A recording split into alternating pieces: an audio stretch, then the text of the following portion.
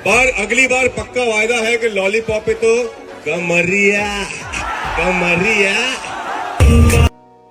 चलिए दोस्तों, पावर अहिजे से ख़त्म हुई वहीजे से शुरू। इस वीडियो में शुरू से लेकर अंत तक बना रहिए। हमेशा ऐसा वीडियो न्यू इन्फॉर्मेशन जितना जल्दी लाने को मैं प्रयास करता हूँ आप लोगों तक।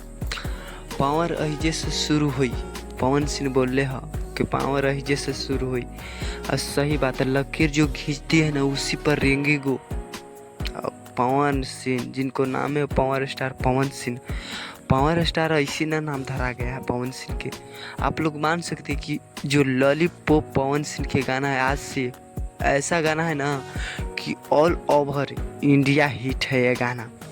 आप लोग देख सकते हैं कि राजकुमार राव भूल चूक के फिल्म है, वो प्रमोशन खातिर आ रहा है बिहार में आए पवन सिंह के नाम न ली और लॉलीपॉप के, ऐसा हो नहीं सकता है।